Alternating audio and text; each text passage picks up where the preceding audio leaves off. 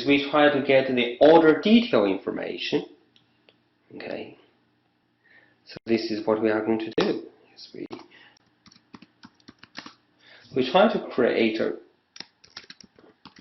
string that will be essentially that get displayed on the screen. Okay, we see get order detail. We may need to do a little bit of formatting in the future, but we don't need to really worry about it at this point.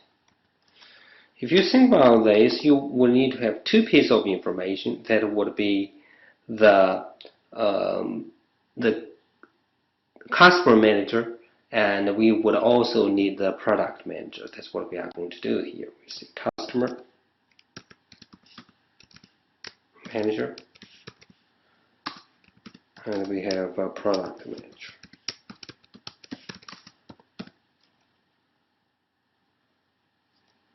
And so what we are going to do is we try to use a string builder. You can use a string without any problem.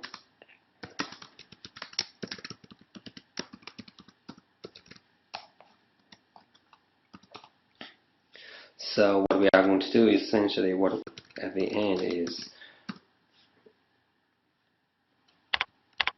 we get to the string, and so this will make sure that we don't get any compile errors at this point. But we need to figure out the logic.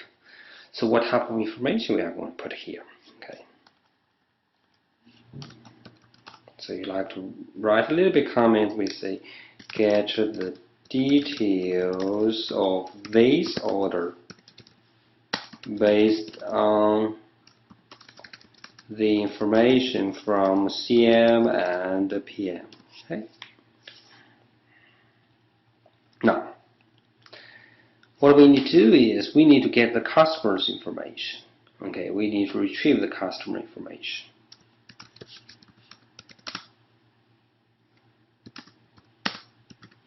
Dot, and what we need to do is we need to get the customer based on the ID. Okay, so let's try to get back to the customer manager, and what we want to do is we try to get a specific customer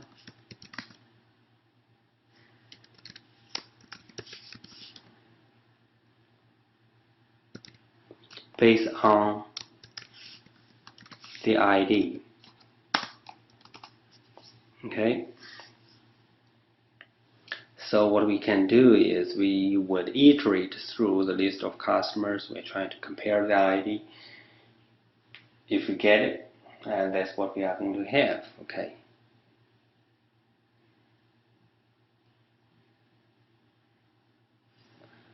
So what we are going to do is we are going to have an iterator.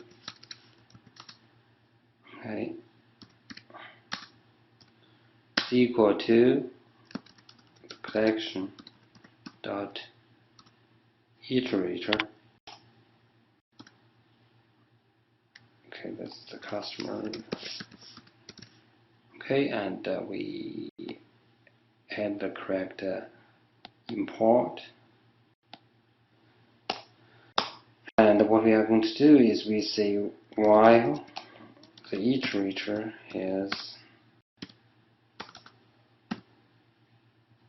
has next. Okay, we will continue this process. We say customer is equal to it.next. We see if the c dot get ID dot equals to the ID that you have here. What does that mean? We want to return the customer. Otherwise, we are going to return a null after all the iterations. Okay. Similarly, we would get this implementation in the product part. Okay. So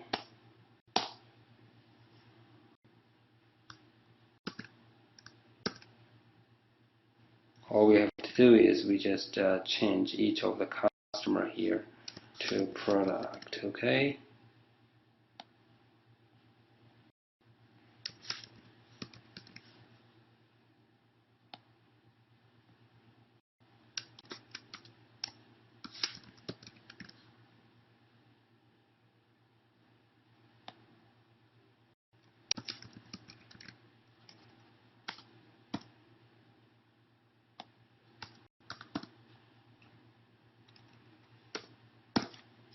Okay. Now, once we get done with this, we get back to the order, and we would get the customer based on the CID, and we would be able to get the product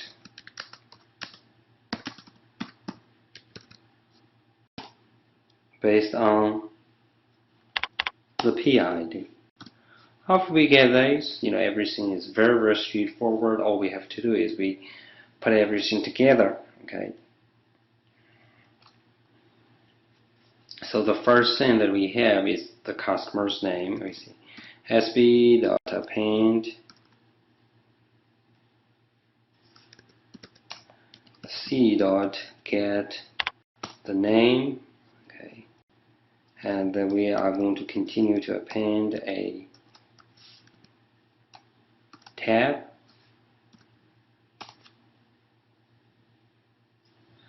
And what we are going to do the next is we will append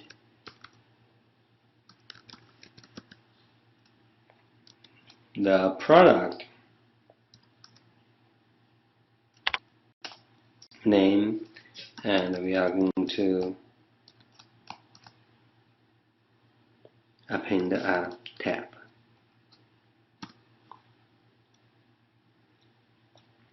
And after that, let's take a look at what's the required information. And we are going to get the price, and we get the quantity. All these are right there, and we would get the discount. And the discount is very, very straightforward. Is 10%.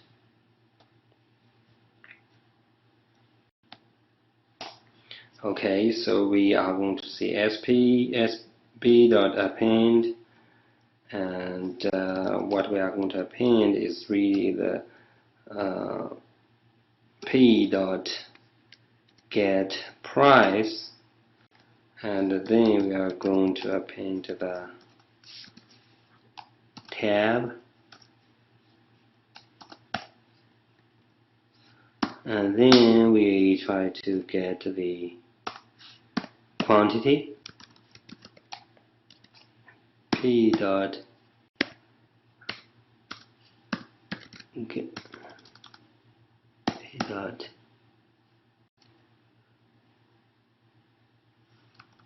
no, it should be this dot quantity.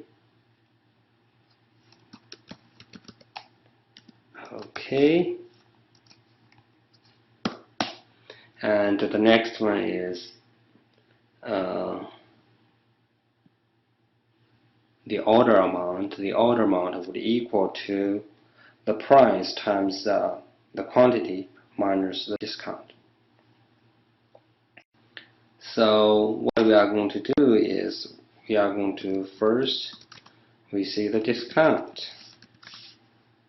Okay, we set the discount equal to 0. We see if the C dot is editable. What we are going to do is we are going to set the discount is equal to what? Is equal to the order's total. Okay, so what we are going to do here is we introduce another variable. It's called order total. Is equal to what? Is equal to p.get price times this.get quantity. Okay, if it is editable, then the discount is equal to the order total times 0.1, and then the order total is equal to order total minus discount. So what we are going to do the next would be just add these two pieces of information together.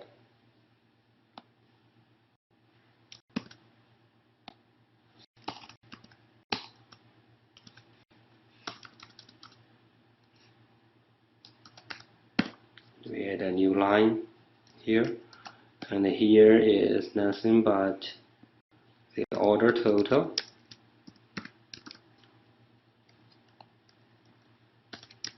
and the next one is the discount. We don't worry about the display format at this point, but in case we need to modify it, we just come back and change it. So essentially, this we would get done for getting the order detail for a specific customer. So what we are going to do, is just go back to the store manager main, and we would be able to get the order detail information for all the orders at this point. So we just say process all the orders and output the order details information, and we will get down for the first step.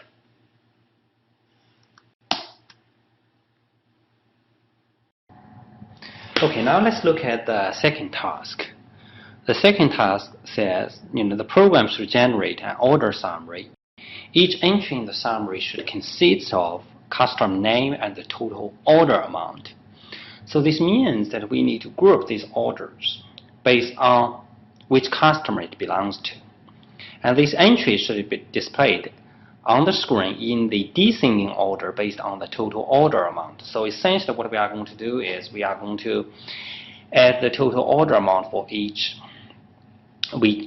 customer. And at the end we are going to generate a report, and that's called order summary, and we are going to display the information in the descending order. So at that time what we need to do, a sorting. So now let's get back to the design. And essentially, if you think about what we need to keep track of, is we need to add a new piece of information that's called total order.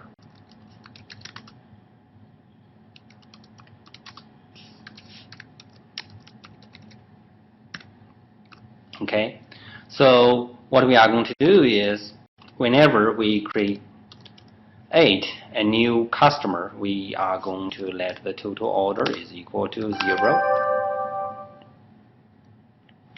And the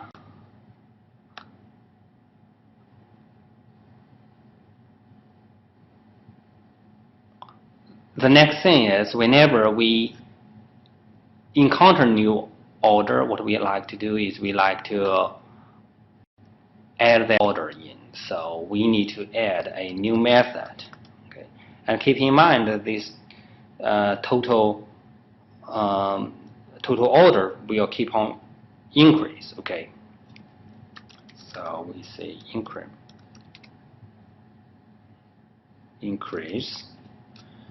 and we are going to specify the amount for this new total orders. So what we are going to do is this dot total order is equal to this dot total order plus the amount that you have. And also I like to generate a getter. Okay,